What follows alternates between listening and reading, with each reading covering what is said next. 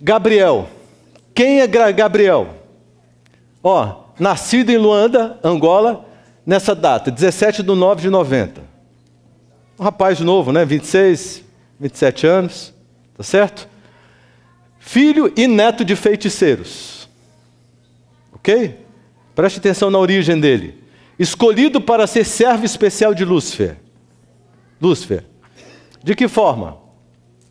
Sua mãe não podia ter filhos e consultou os espíritos. Fez uma consulta especial. E aqueles demônios, aqueles anjos, disseram para o casal: nós temos que consultar os nossos superiores para ver o caso. E damos uma resposta. E foram consultar e chegaram com a consulta já pronta. O próprio Lúcifer entrou no caso e disse: eu posso abrir a madre desta mulher, só que um filho é especial, dedicação absoluta, exclusiva para mim. É meu filho. E eles, obviamente, ficaram contentes e aceitaram de todo o coração. Ok, tranquilo, você escolhe, um filho é seu. Bom, ela ficou grávida, teve o filho, mas os espíritos chegaram e disseram: não é esse não, vai ser o próximo. Quando ela ficou grávida do próximo, do segundo filho, aí vieram recomendações especiais. Agora sim, sob toda a recomendação necessária, a mãe deveria ter um regime vegetariano estrito. Ok? Esse é o primeiro ponto. O objetivo era que ele tivesse saúde, né? E futuramente seguisse por esse regime e tivesse a mente clara. Então, o que os demônios explicaram para a mãe, para o pai? Disseram o seguinte: o ser humano é constituído pelo que come e bebe, vê e ouve. Sendo assim, né, a instrução seria essa: seu líder, o anjo Asbad, que é um assessor de Lúcifer e que é estudioso da mente humana, perscruta a mente humana desses tempos todos, 6.000 anos aí, né? Para conhecer e elaborar sempre estratégias para poder aprisionar, escravizar a vontade e o desejo. Ok? Então, esse conselheiro aí deveria anunciar o sistema luciferiano estabelecido para o mundo. Então, o pensamento era o seguinte: esse menino vai ser instruído por nós e ele vai anunciar para o mundo, partindo do seu país, o CFM, Crenças Fundamentadas em Mitos. Vocês vão entender como é que funciona isso, irmãos. Gabriel dizia o seguinte: eu convivia com os anjos em suas diversas formas e manifestações. Desde que ele nasceu, ele enxergava os anjos. Então sempre foi uma coisa normal para ele, né? E para que tivesse uma mente clara e fria, teria que ser vegetariano, mas para ser frio de sentimentos, deveria tomar um suco especial todo dia que continha sangue humano, colhido em sacrifício. Tá certo? Uma história como essa, irmãos, é uma história muito recorrente na África, de um modo geral. Não causa tanto espanto.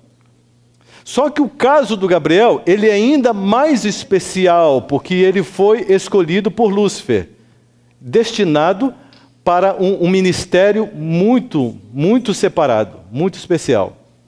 Gabriel era ensinado pelos demônios que ele era um Deus, não é? E que o ser humano era simplesmente um objeto, nem merecendo viver. A vida é banal. A vida é banal. Então, desde o seu nascimento, Gabriel ele foi criado ali no sítio, junto dos seus avós, dos seus pais, mas na presença dos anjos. Então, os anjos cuidavam dele.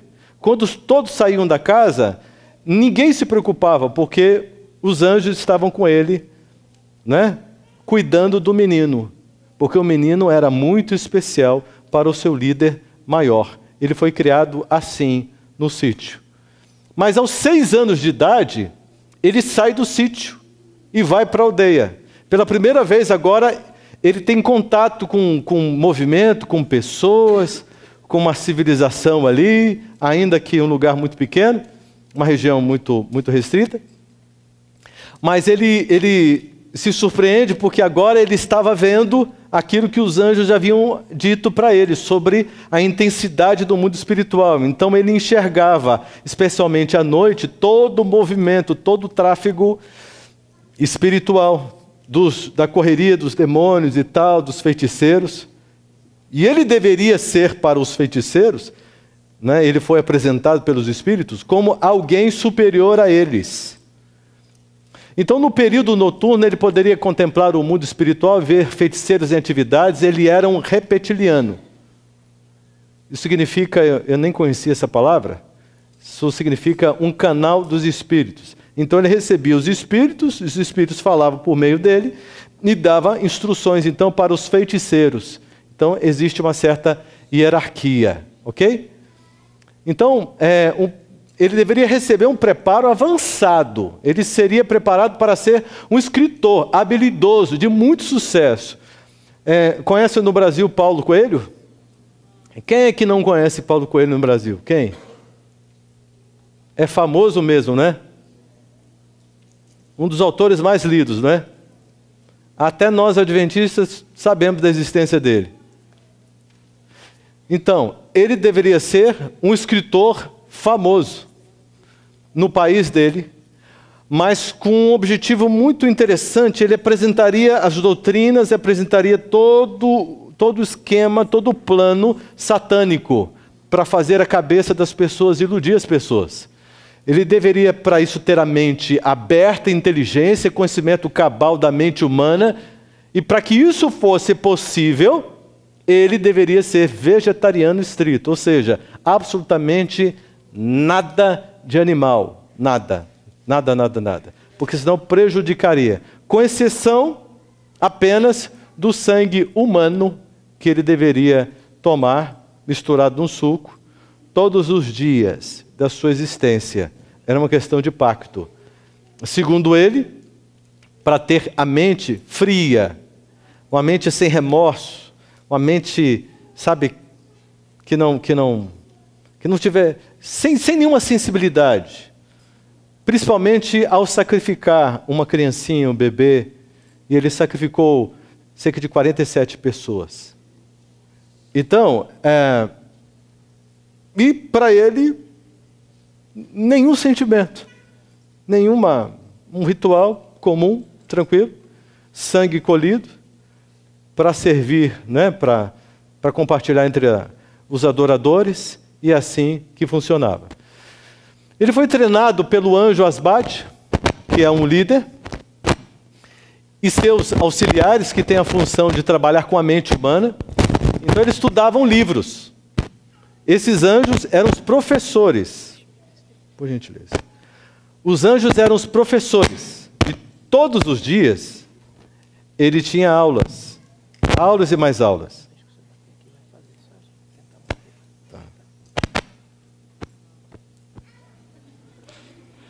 Todos os dias ele, então... Não tem jeito. Deixa para lá. Hã? Pode, você que sabe. Então tá bom. Tira o paletó? Ajuda? Tira o paletó? Talvez, quer tentar? Pode ser? Então vamos aqui. Olha só. Se tiver aí, tá bom. Então, olha só. A Bíblia foi apresentada para Gabriel. Os demônios estudaram a Bíblia para ele, deram um estudo bíblico de acordo com o esquema deles. Eles não apresentaram todo o esquema do plano da redenção. Apresentaram um monte de coisas para que ele conhecesse e pudesse pensar em como criar contrafações, mitos, para desviar a mente das pessoas e neutralizá-las contra aqueles ensinamentos. Tá certo? E vários outros livros ele estudou com os demônios. para criar esses sistemas, ok? Todos os sistemas se baseiam no santuário. É o que Gabriel dizia. Ele diz que Satanás, ele não foge uma vírgula do santuário. Para ele, não há interesse em criar qualquer tipo de plano, de esquema, de mensagem, qualquer coisa que esteja fora do santuário. Então, ele puxa dos símbolos do santuário, puxa dessas verdades, desses símbolos, que apontam para Cristo e o plano de Cristo para salvar a humanidade, e cria sua contrafação. Então, observe, do santuário, quais coisas que vocês conhecem assim que ele usa? Tem morte de bode? Tem derramamento de sangue? Tem incenso? Não é? Já chegou no ambiente, aquele incenso, aquela coisa. Então, observe, todos os símbolos do espiritualismo, do ocultismo, e ajunta tudo, está tudo dentro aqui do santuário, só que numa contrafação. Eles produzem um mito, uma mentira, mas tem como base o santuário. Então nada foge do santuário. Essa é a doutrina mais importante da Igreja Adventista do Sétimo Dia. Por quê? Porque a Bíblia inteira, toda a profecia converge para o santuário. Porque o santuário todinho é Cristo. A obra, o ministério, o caráter, a vida de Cristo, juntamente com a atividade do Pai e do Espírito Santo. Juntos, é a Trindade revelada. Então, tudo que a gente lê na Bíblia, você vai perceber que é o tempo todo dentro do santuário. O tempo todo. É por isso que é tão importante. E é por isso que é tão importante para Satanás e os seus anjos. Eles não fogem disso. E quem me falou isso foi o Gabriel. E quem falou para o Gabriel foram os anjos, os demônios que estudaram com ele, para ele ficar bem informadinho das coisas, não é? Então, observe algumas coisas que ele teve a oportunidade de estudar. Revelações aqui incríveis, que ele passou.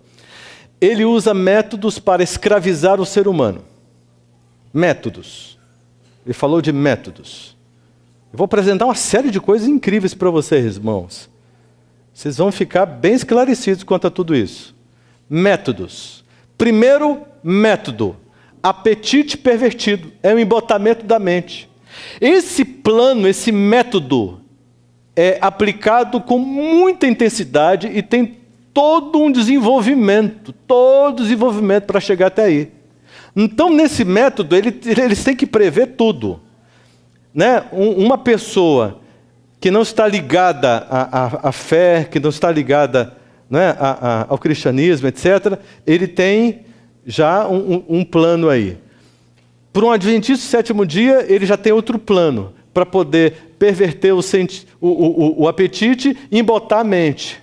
Para ficar tudo morninho, bonitinho, tudo morninho, assim. E não reagir para nada. Porque aí não ameaça o plano dele. Então, ele tem que impor isso sobre as pessoas, no estilo de vida. Aí ele vai pegar de muitas maneiras e vocês vão entender. O segundo ponto é esse, a presunção, ênfase no Deus que há em cada um. Então, os demônios, com toda a cultura, com toda a comunicação de massa, com todos os ensinos, ele vem com tudo, colocando na nossa mente que há um Deus dentro de nós. Mas isso comigo não acontece. Não acontece? E quando diante de uma decisão, que você sabe qual é a vontade de Deus, sabe que Deus revelou isso, mas você faz diferente. Por que você faz diferente? Porque eu gosto. Eu gosto. Então quem está mandando na sua vida? É Deus ou é o seu coração? Meu coração. Então quem é o Deus da sua vida? Eu. Olha que tragédia. Você entende? Todas as vezes que você faz o que você quer, dando as costas para o que Deus te orienta, te recomenda, você está agindo dessa forma. Só que o diabo tem um esquema para massificar e para te conduzir a esta realidade. Um terceiro ponto é esse: produção de ídolos para adoração. Vocês já perceberam que as máquinas midiáticas aí produzem novos ídolos a cada dia? Né? E as pessoas funcionam à base de ídolos, se encantam, se maravilham e tal, aquela coisa toda na mídia, por todos os lugares. E isso é um plano de Satanás. A idolatração de pessoas. A idolatria é abominável perante Deus. Mas continua. Isso aqui tudo são aulas, né? E estudos, é um resuminho, são só os tópicos de muito estudo que os demônios desenvolviam com Gabriel. Afinal de contas, eles estão preparando Gabriel para ser um grande anunciador de todo o plano de Satanás para as pessoas. Então, veja só, agora os meios. Vimos os métodos, agora os meios. Os meios para escravizar. Primeiro, riqueza. Pobres e ricos, escravos da insatisfação do ter. Você já viu uma pessoa insatisfeita, constantemente insatisfeita? Ela quer ter, ela quer possuir. Se eu não comprar isso, se eu não possuir isso, eu não vou ser feliz. Eu preciso disso, eu preciso disso, preciso disso. Eu tenho que comprar isso, eu tenho que comprar aquilo outro, eu preciso obter aquilo outro, eu preciso chegar aqui, eu preciso construir isso. E cada um tem uma desculpa para poder aplacar a consciência. E se matam para isso. E se vendem para isso. Então, essa insatisfação do ter deixa as pessoas amargas, insatisfeitas, infelizes, complexadas. Criam uma concorrência na igreja.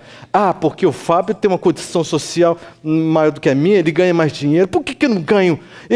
Eu faço tanta coisa para Deus, o Fábio nem faz nada para Deus. Que história é essa, Senhor? E eu fico tão chateado, aí começa. Mas ele também, nessa coisa toda não. Ele deve ganhar dinheiro aí, ele deve fazer alguma coisa errada aí. E não sei o quê. Começa esse espírito. Porque abrir o coração para o espírito de Satanás, a coisa começa, você perde o controle, porque você fica entregue. Você entrega os seus sentidos para Satanás. Então essa insatisfação do ter, desesperado, preciso ganhar, preciso trabalhar, preciso fazer, essa correria e tal, não tem nem descanso para o corpo e tal. Destrói o templo do Espírito Santo. Não consegue nem uma migalhinha de tempo para oferecer para Deus, nem isso. Só sobra o sábado para aplacar a consciência, vir para a igreja e diz que guardou o sábado, diz que sou adventista e está tudo certo. Está vendo como é grave? Isso aí, irmãos, eu não estou apontando uma situação daqui não, eu estou falando geral. Estou falando assim que ocorre de forma geral. É um dilema do mundo hoje, porque tem um esquema que enxerga isso e trabalha para que aconteça dessa forma. A moda, há um modelo imposto que afeta a imagem de Deus. Você entende, irmãos? Então, quando você entra numa loja para você comprar uma roupinha, você tem que ver se tem coisa para homem. O que está ficando difícil é achar os negócios que seja para homem mesmo. Umas coisas diferentes, um negócio esquisito, irmãos. E você vê que um negócio não... Há um modelo aí que afeta a imagem de Deus. Nós precisamos prestar atenção. De como nós nos vestimos, de como nós nos portamos. Então, há uma onda, alucinada mesmo, empurrando a humanidade para que perca cada vez mais a semelhança com Deus, não é? Então, terceiro ponto, a diversão. Mais tempo com as coisas e menos tempo com Deus. Secularização. E tem uma geração sendo preparada. Então, desde pequenininho, a criança já tem acesso a equipamentos que vão grudar na cabeça e fazer com que essa criança seja escravizada dos seus sentidos por isso, e a coisa vai crescendo, e quando você abre os olhos, você já não dá conta mais de resolver o problema. Você vê que o seu filho está completamente nas mãos de Satanás. O esquema é forte e funciona. E quem é bobinho fica olhando para ver o que vai dar, vai morrer de susto depois. Você entende? Tem um esquema forte, muito forte. Em todas as áreas do saber, das ciências humanas, existe um representante de Lúcifer. Em todas as áreas. Ele disse, prêmio Nobel e tal, ele falou um monte de coisa. Estou dando um resumo, senão a gente vai muito longe. Em todas as áreas do saber, tem um representante que foi instruído pelos demônios, que foi conduzido e domina a área. Existem alguns objetivos. Segundo ponto, 2 grandes profetas se destacam no mundo do ocultismo cristão e surgiram nesse século. 2 profetas respeitadíssimos e super conhecidos pelo ocultismo. E o primeiro é esse, estudadíssimo. Esse é o profeta, né, a profetisa mais estudada no mundo do ocultismo. Por quê? Porque tudo que ela fala é necessário que se faça uma contrafação urgente. Porque ela é a profetisa do arqui-inimigo. Se é a profetisa do arqui-inimigo, então temos que conhecer para a gente produzir coisas contrárias. Desde pequenininho, Gabriel foi apresentado a esta personagem aí, para conhecer essa personagem. E Gabriel, desde pequenininho, ouviu dos demônios o seguinte: o nosso arqui-inimigo, que é proibido falar Jesus, não pode usar o nome de Jesus, é proibido.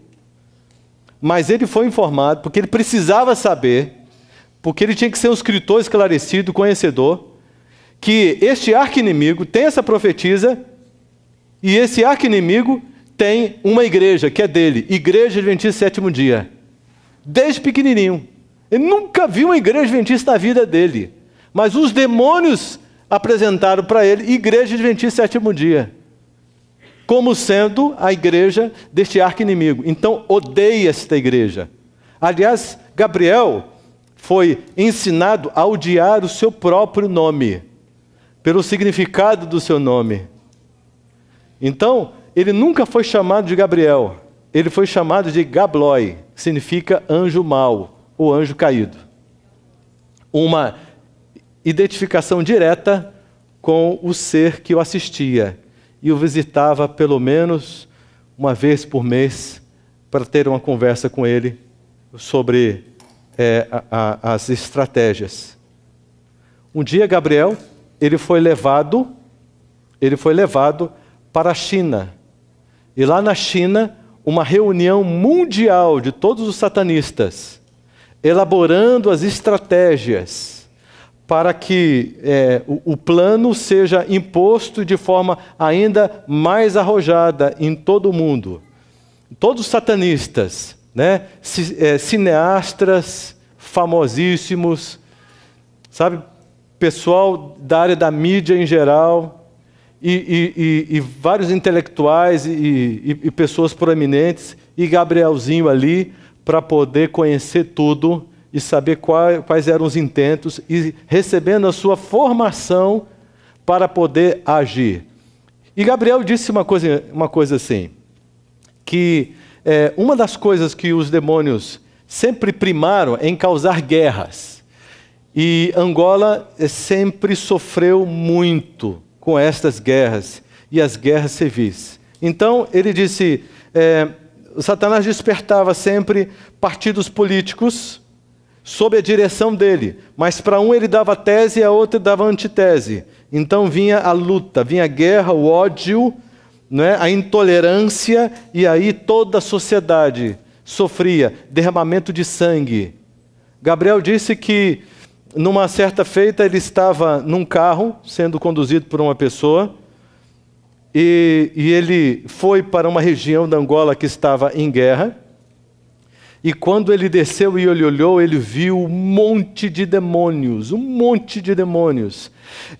dando risada e satisfeitos, e levantando sangue, e dizendo, e se satisfazendo, se realizando com todo o sangue, com tudo aquilo que eles estavam produzindo. Essa imagem foi muito impactante para ele. Olha só, Ellen White, conhecida e respeitada no mundo do ocultismo, por todos os seres espirituais.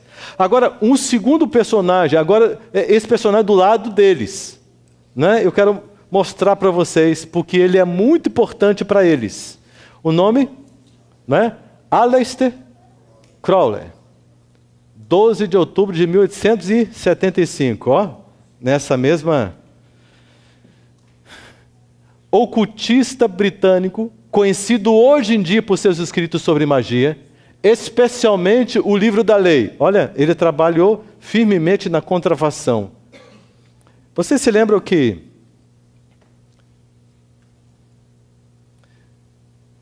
um cantor popular que morreu, aquele que usava cavanhaque, todo cavernoso, Raul Seixas.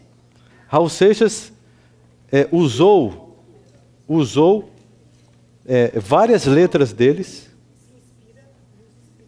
Isso, Paulo Coelho é discípulo.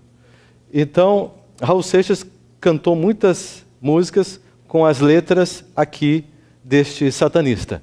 Então, olha só, o texto sagrado, né, e central da Telema, apesar de ter escrito sobre todos os assuntos esotéricos como a Cabala. Crowley também era mago, hedonista e crítico social. E muitas de suas façanhas, ele iria contra os valores morais e religiosos do seu tempo, defendendo a liberdade pessoal e espiritual, baseando a sua regra, né, de faz o que tu queres. Ó, esse cidadão foi o que colocou em prática o plano que Lúcifer criou, bolou, e que Gabriel teve que estudar a fundo para entender todo esse processo e poder então entrar no espírito. Olha só, este homem, né, iniciou essas revoluções, como crítico, etc. Uma grande influência industrial, tecnológica, social, inversão de valores, a mídia usada para compartilhar as doutrinas luciferianas, a sexual, 2 alvos. Primeiro, sexo livre, né? Paz e amor, né? Maconha, não sei o quê, papapá, aquela coisa toda, e sexo, rock and roll, etc, etc. Mas até aí ainda estava muito no campo hétero, né? A próxima etapa seria homossexual. Será que eles já estão atingindo sucesso nessa próxima etapa? É isso que está acontecendo? Hã? O homossexualismo, essa prática, a indução a esta prática, é um trabalho dos demônios, se aproveitando de fragilidades emocionais e de distorções da imagem do Pai, que os próprios demônios criam também no coração da criança. Olha só, pela Revolução Industrial, a tecnologia e tudo, enfim, tudo isso está a serviço. Toda a mídia empurra o indivíduo para esta revolução, que continua. Drogas, legais e ilegais, a cada esquina por aí, não sei aqui, mas no Brasil, cada esquina tem uma boca que vende droga. Aqui é assim também ou não? Bom, o mundo está... Ó, a revolução religiosa, inversão de doutrinas, pacto satânico popularizado, música, tirar da razão e conduzir para a emoção, do racional para o emocional, arrebatamento de sentimentos. Irmãos, isso que eu estou colocando aqui, ó, esse slide aqui e esse aqui, eu escrevi do jeito que o Gabriel me contou, me falou, me informou, daquilo que os demônios disseram para ele, repassando essas revoluções que o profeta lá, o Crowley, né, do maligno, foi usado para introduzir no mundo com sucesso. E o sucesso, ainda hoje, nós podemos observar facilmente, não é? Uma perguntinha. Olha só, será que isso aqui influenciou em alguma coisa no mundo cristão, na nossa igreja? Será que isso aqui também está influenciando? Será que essa revolução aqui também está influenciando? Será que essa revolução, essa e essa aqui também está influenciando alguma coisa? Ou nós estamos completamente livres? Respirando ares puros? Ou será que nós precisamos prestar atenção? Atividades satânicas, né? Olha as categorias, a trindade aqui dos anjos maus. Primeiro, espíritos amigos. São aqueles que personificam, sabe? Ele aparece com uma voz, com um jeito, com a roupinha, com um cheiro, dizendo coisas que só você e ele sabia. Aquela pessoa que está aparecendo. E a pessoa acredita. Então são espíritos. Eu estava fazendo um funeral e uma mulher passando aqui, passando lá, não sossegava. Depois eu fui perguntar o que aquela mulher estava falando, ela estava dizendo, confortando a família. Não se preocupe, daqui a pouco nós vamos lá no centro, e aí ele vai aparecer, nós vamos invocar, ele vai aparecer, vamos chamar, ele vai aparecer, e aí vocês vão ver que ele está bem. Vamos conversar com ele, não se preocupa, não chora não. São esses espíritos amigos aqui. É a nomenclatura que eles classificam. Tá certo? Para enganar. Vocês já leram aqui aquele livro, A Verdade sobre os Anjos, de Ellen White? Se você ler esse livro, anota esse nome para você ler depois. Se você ler esse livro, você vai ver realmente como reagir diante dessas manifestações. Anjos de guerra. Eles criam guerras entre famílias, amigos, sociedade, nações. São esses anjos de guerra. Eles atuam até no nível da igreja. Sabe quando uma família briga com a outra? Um irmão briga com a outra? Uma irmã briga com a outra? O que uma diz? Eu não vou pedir desculpa. Ela errou, ela vai ter que me pedir desculpa. Foi ela que errou? Estou em paz perante Deus. Aí a outra diz, quem errou foi ela. Se ela quiser, ela que venha pedir desculpa. Porque eu tenho certeza absoluta que eu estou bem, eu fui muito ofendida e eu sou até uma boa pessoa, porque se fosse outra eu tinha virado a mão na venta dela. Você vê a expressão fisionômica das pessoas, a atitude delas, como elas se projetam, como elas lidam com a situação. Elas são impregnadas, elas abriram o coração para esses espíritos, para sugestões desses espíritos, irmãos. É uma coisa muito fora, muito longe daquilo que Cristo apresenta. Olha só, opressores. Duas classes, os que trabalham em laboratórios e os encarcerados. Criam epidemias e fazem amalgamação da natureza. Não é? Esses que estão encarcerados, você encontra uma referência, Apocalipse 7. Deus dizendo, segura os 4 cantos da terra. Uma referência aos 4 pontos cardeais. Para que não destruam, até que sejam selados os servos de Deus. Até que o selo seja colocado. Para que eles não destruam a terra. Né? Segura os ventos aí. É uma ordem de Deus. Porque são seres terríveis. Terríveis. E eles estão atuando. E nós podemos ver claramente as consequências de tudo isso. Graças a Deus, pelos anjos de Deus. E vamos saber algumas coisas sobre isso também. Ele me falou que tem 2 grupos de pessoas. Tem os mortos-vivos e os vivos. Ele foi muito enfático quando ele apresentou isso. Porque foram os demônios que disseram para eles, olha, quando você vê um morto-vivo, ele está nas nossas mãos. Nós podemos tocar, nós podemos colocar um mal sobre eles. Podemos colocar um câncer, podemos colocar uma doença, podemos colocar dores. E podemos tirar. Ele está sob nosso domínio. Por quê?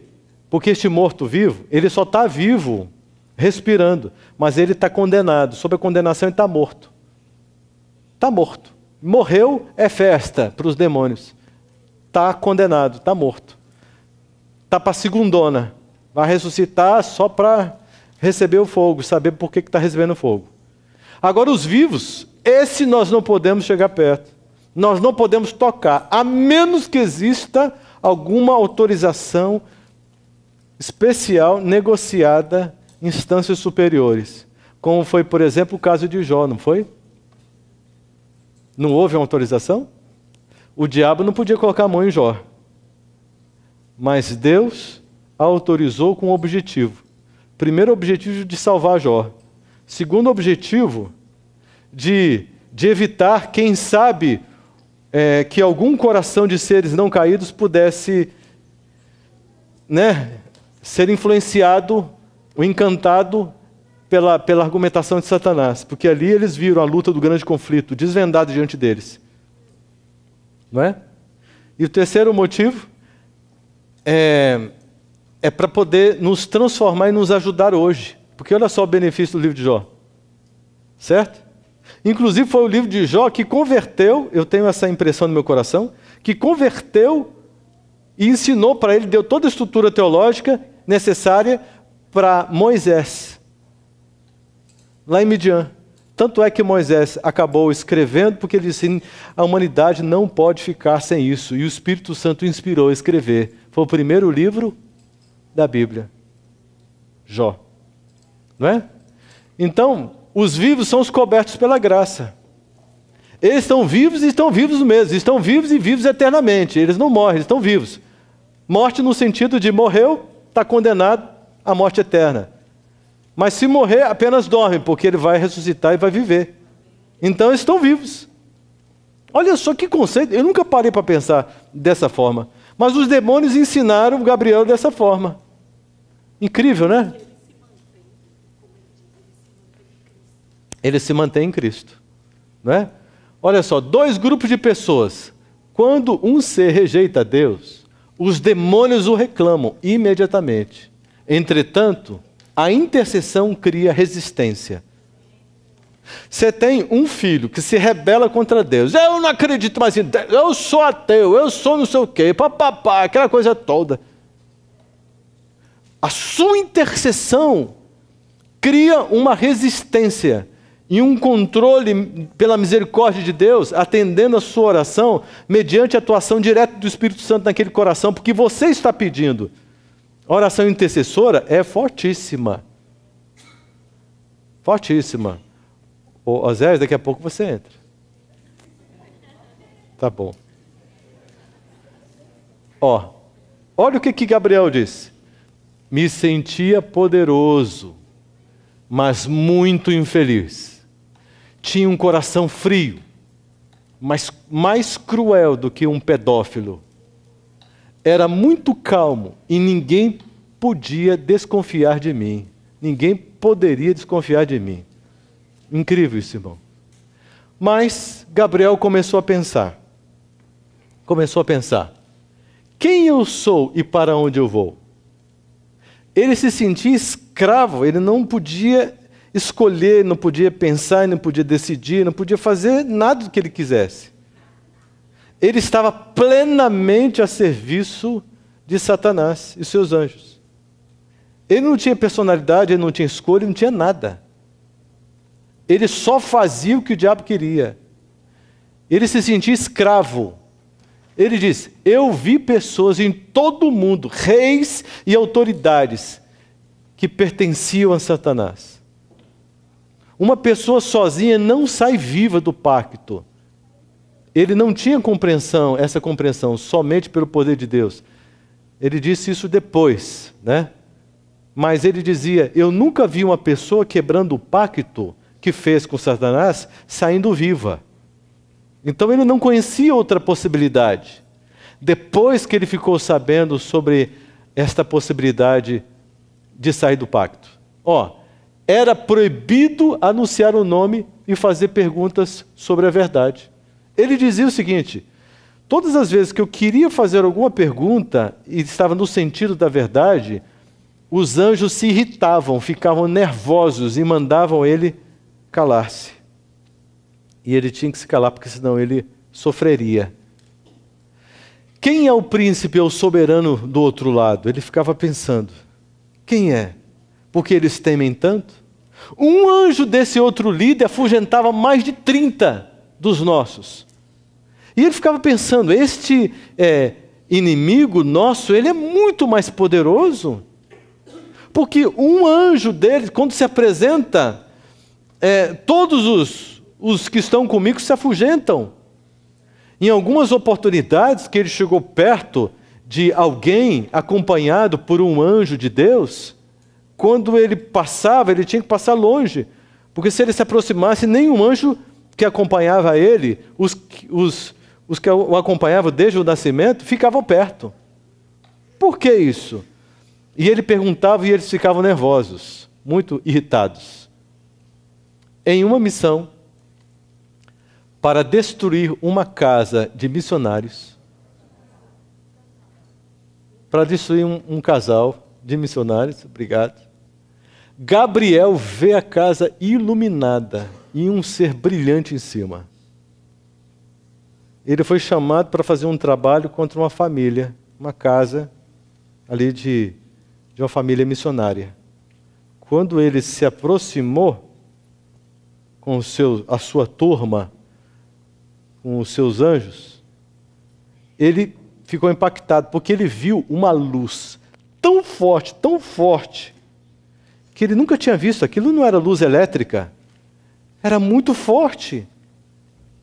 E aí ele percebeu que em cima um ser brilhante, gigantesco, estava protegendo aquela casa. Aí ele perguntou: quem é aquele? E os demônios disseram: nosso principal inimigo, vamos embora, vamos embora, vamos embora. E eles foram embora, porque os demônios não deixaram ele ficar ali. E aí os demônios deram instrução para ele: você vai começar a entrar em contato com adventistas. É uma ordem. Só que tem duas categorias. Uma, adventista no sétimo dia. A outra, adventista do sétimo dia. Então, nós é que vamos falar para você. Quando for um adventista do sétimo dia, está proibido falar com ele. Passe longe. Quando for um adventista no sétimo dia, aproxime-se, influencie, ofereça aquilo que nós vamos te recomendar, envolva-o e ensina esse adventista no sétimo dia, para que ele possa, na sua comunidade, influenciar, a fim de destabilizar a igreja do nosso inimigo. O que vocês acham disso, irmãos? Incrível, não é? Incrível. A partir do próximo slide, eu vou mostrar para vocês uma coisa tão linda, irmãos. Tão linda. A partir do próximo slide, vocês vão ver só o poder de Deus. Cristo, Cristo, Cristo, Cristo, Cristo. Eu não estou aqui para falar do diabo. Alguém está me entendendo mal, por gentileza? Eu não estou aqui para falar do diabo. Nem para que ninguém tenha medo dele. Porque não há motivos. Se verdadeiramente estamos em Cristo. Vocês verão Cristo agindo agora de uma maneira tão misericordiosa, tão impactante. Finalmente, estamos num momento em que Gabriel, ele começa a pensar: mas por que nem o nome deste inimigo nosso eu posso falar? Mas esse inimigo é muito mais forte do que Lúcifer. Um anjo dele, quando ele se apresenta, 20, 30 dos que estão comigo, eles saem, eles fogem. Mas o que está acontecendo? Por que eu me sinto tão deprimido? Por que eu não tenho paz? Por que eu sou um escravo? Tenho tantas promessas deles, mas nada se realiza. Eu sou alguém usado por eles o tempo todo. O que está acontecendo comigo? Esse inimigo tem uma profetisa que nós precisamos estudar para fazer tudo diferente. Esse inimigo tem uma igreja, tem membros dessa igreja que eu não posso entrar em contato, outros membros que são fracos, estes eu posso entrar em contato para influenciá-los, mas não posso nem entrar nesta igreja. O que acontece? O que acontece? Ele está confuso, ele está impressionado com essas coisas que ele está constatando na vida dele, na história dele. No dia, no encontro com um missionário adventista, numa loja que ele foi, Ele chegou na loja, entrou, e havia um missionário adventista ali, o nome dele lá de Ventura, e ele então se aproxima de Gabriel e faz uma abordagem. Gabriel quis se esquivar, mas esse missionário foi tão jeitoso, etc., e começou a falar coisas a respeito da vida dele. Essa é a impressão que ele tinha quando ele estava ouvindo o Evangelho, que liberta da escravidão, que dá paz ao coração, e começou a fazer um apelo, e ele ficou com o coração trancado e cheio de raiva. Gabriel, nesse momento, começou a pensar, ele não sabe com quem ele está falando. Eu vou ensinar para ele. E ele, então, tentou buscar ali apoio dos seus anjos e não tinha nenhum com ele. Uma situação incomum. E ele ficou vulnerável. E teve que escutar sobre esse Jesus que é a liberdade. Simplesmente eles não apareciam, os demônios, ele ficou completamente desarticulado. Ao dormir, veio uma claridade muito grande, na noite que ele estava descansando, uma claridade muito grande, e os demônios saíram, e ele acordou e olhou, e não tinha, os demônios saíam. E somente a mente dele funcionava, porque ele ficou completamente paralisado diante desta luz tão forte que se apresentava para ele. E alguém apareceu. Ele ficou completamente assim, imobilizado, anestesiado. E ele pensou, eu faço isso com as pessoas para destruí-las. Quando ele se aproximava de uma pessoa, ele pedia para que os anjos neutralizassem essa pessoa, e ela ficava imóvel, e só a mente dela funcionava. Agora Gabriel estava diante deste ser, e só a mente dele funcionava. O que ele fazia com as pessoas, este ser estava fazendo com ele. Ele estava imóvel, não conseguia reagir. Gabriel, ao lidar com Lúcifer, ao lidar com o anjo Asbade, ao lidar com os demônios que o acompanhavam, ele descobriu uma coisa, que o que ele pensava, o que ele questionava, o que ele tinha na mente dele, ninguém conseguia descobrir, nem o próprio Lúcifer. Então ele ficava tranquilo, só olhando e desconfiando, e questionando, mas simplesmente não falava nada, e não era descoberto. Mas quando esta pessoa se apresentou para ele, e começou a falar com ele, porque lia a mente dele, ele pensou em algo e pensou assim, quem é você? E este ser se apresentou, eu sou Jesus, e começou a falar com ele. E ele ficou impressionado, porque aquele ser podia ler o pensamento dele. E ele pensou, este é muito mais poderoso do que Lúcifer, muito mais poderoso. E ele passou cerca de 5 horas fazendo perguntas e recebendo todas as respostas. 5 horas. E Cristo, olhando para Gabriel, disse para ele, eu te criei para algo melhor. Tenha paz. Eu sou aquele que você persegue. Contou a história da redenção e seguiu até a sua morte de cruz. Depois falou sobre os mundos não caídos. Gabriel disse, eu experimentei a paz pela primeira vez. Jesus falou para ele, eu só estou aparecendo para você porque você me chamou.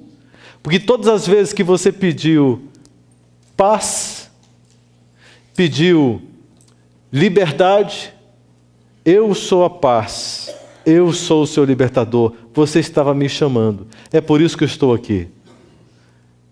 E Cristo olhou para Gabriel e disse, você quer seguir-me? Eu não te darei o que lhe foi prometido pelos demônios, mas te darei a vida eterna. Gabriel, neste mundo você vai sofrer, mas eu estarei com você. Gabriel disse que Satanás, o Lúcifer, lhe prometeu tantas coisas incríveis, tantas coisas, sucesso, poder, dinheiro, tantas coisas. Ele estava sendo preparado para ser alguém com muita influência, com muito poder, com muita força, com domínio. O ego dele estava sendo construído nessa direção. Observe o que Cristo está prometendo. Não te darei o que os demônios te prometeram. Você vai sofrer. Mas eu te darei, eu estarei com você. Que coisa maravilhosa, irmãos. Gabriel lançou-se no chão, pediu proteção e disse: se o Senhor proteger a minha vida, eu quero quebrar o meu pacto, o pacto que eu tenho com o teu inimigo. Se o Senhor me proteger, eu vou te servir para sempre. E Gabriel, se lançando no chão, disse para ele: eu sou teu escravo, faça uso de mim, eu quero te servir, eu sou teu escravo, por favor, me aceite.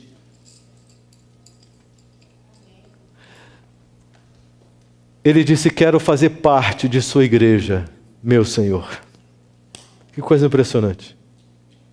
Olha, Cristo disse o seguinte: você vai ler esses livros. Quando você terminar de ler, que você ensinou para ele onde ele conseguir esses livros, da profetisa dele, Ellen White.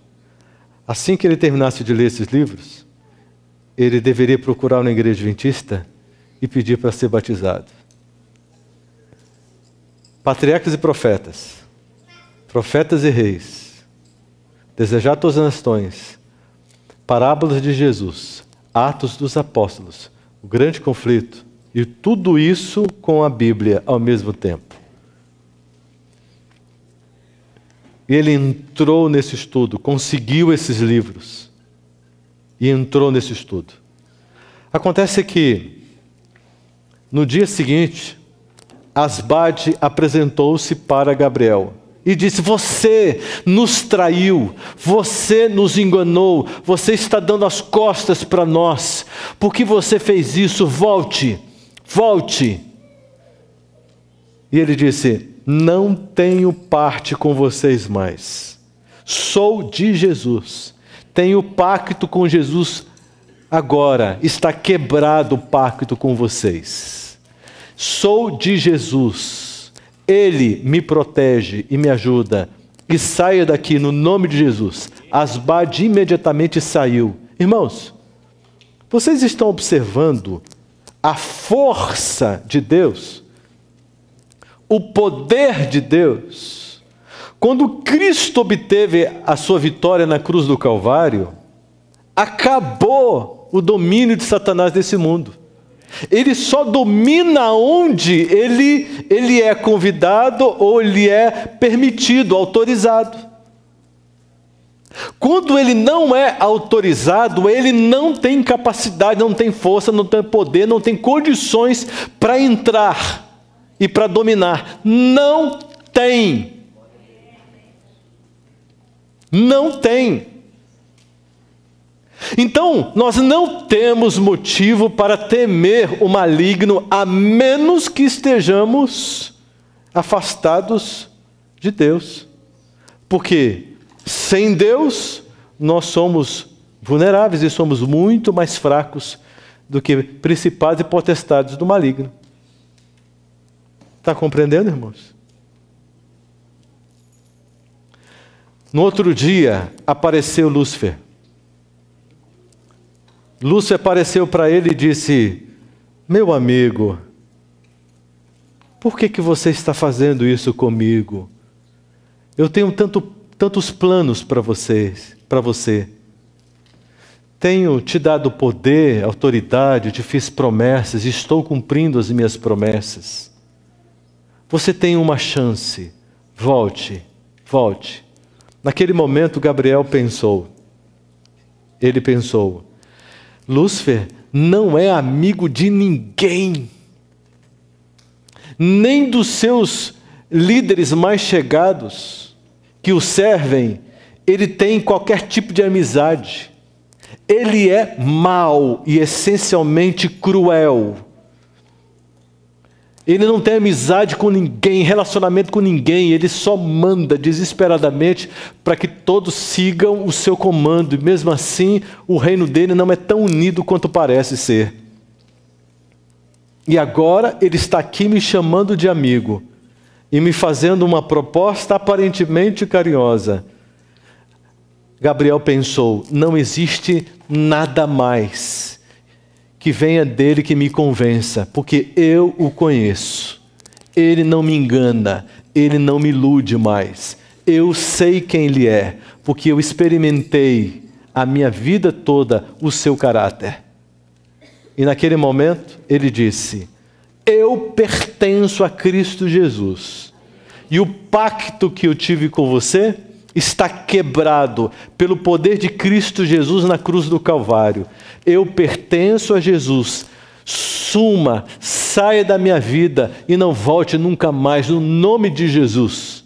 Satanás então olhou, virou as costas e disse: tudo bem, mas você morrerá. E sumiu.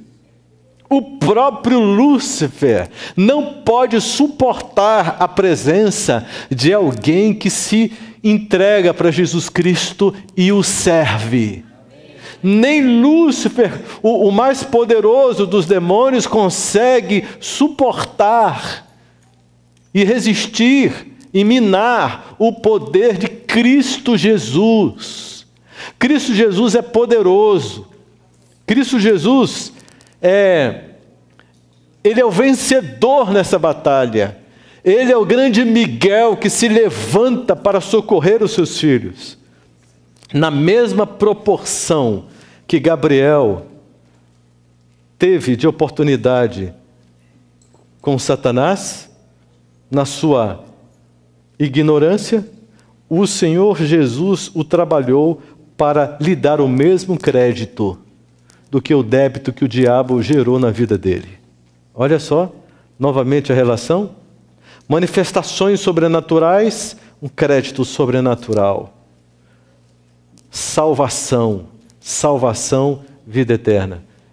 Irmãos, olha só, esta é a frase forte que eu quero que você saia daqui pensando em seu coração. O que Cristo Jesus disse para Gabriel: eu te criei para algo melhor. Querido, pense, Deus te criou para algo melhor. O que você tem vivido? Como você tem vivido? Quais são os seus valores?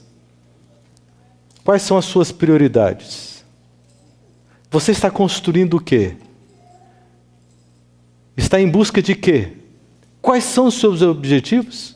Aonde você quer chegar? Qual é a construção que você está fazendo? Você está planejando o que para a sua vida? O quê? O quê? O quê? Correndo atrás do vento? Cristo Jesus se apresenta hoje, aqui para você. Assim como se apresentou para Gabriel, claro que para nós de forma espiritual, aqui diante do nosso coração, para lhe dizer: eu te criei para algo melhor. Eu não criei você para ser uma pessoa comum.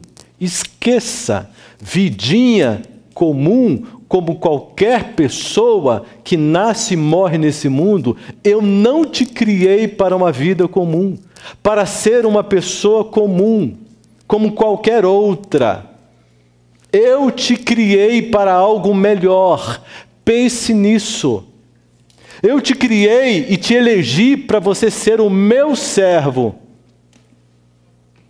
E quando nós nos colocamos diante de Deus como servos, Ele nos abraça, olha para nós e nos chama de filhos. Dá para entender isso? Nós nos apresentamos para Ele como servos. E Ele olha para nós e diz assim: eu não chamo mais você de servo, eu chamo você de amigo. De amigo. Porque um senhor não conta para o seu servo que vai no coração dele, mas eu quero relacionamento com você. João 15, verso 16. Eu quero me relacionar com você, então eu vou chamar você de amigo, porque eu quero compartilhar o meu coração com você. Você se apresenta como servo e eu te chamo de amigo. Quando nós nos apresentamos como escravo, Ele nos abraça e nos chama de filhos. Filhos por adoção. Romanos 8,14, todo aquele que anda no Espírito, que tem esta unção especial, é chamado de filho, filho de Deus. Deus te criou para algo melhor. Deus não te criou para uma convivência na Igreja Adventista Sétimo Dia, no padrão de um laodiceano. Deus não te criou para isso. Existe algo melhor para você. Deus está preparando você, quem sabe, possivelmente, para fazer parte dos 144.000. Quem sabe Deus está te chamando para ser um mártir. No sentido físico, se isso for requerido. Mas ninguém verá a glória de Deus se não for um mártir no coração, sem ter morrido para o eu e para a carne.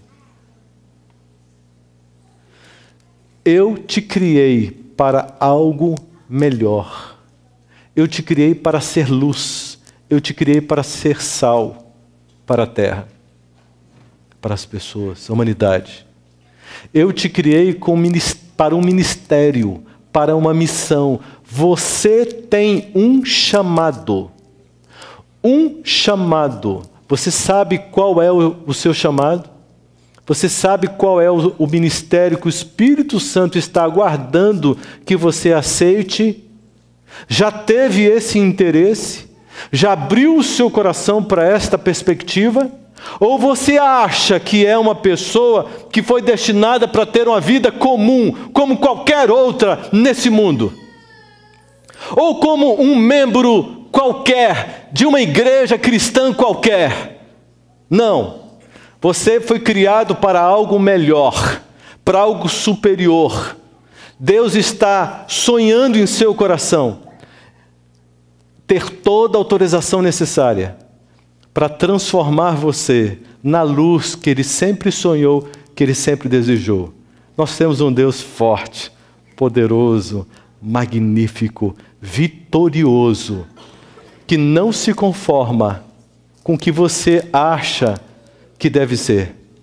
E se você autorizar e permitir, Ele tornará você no sonho que Ele tem, de mais um ministro, um sacerdócio de todos os crentes. Porque todo aquele que nasce no reino de Deus, nasce como um missionário, sacerdote, ministro, sai para vencer. Eu te criei para algo melhor.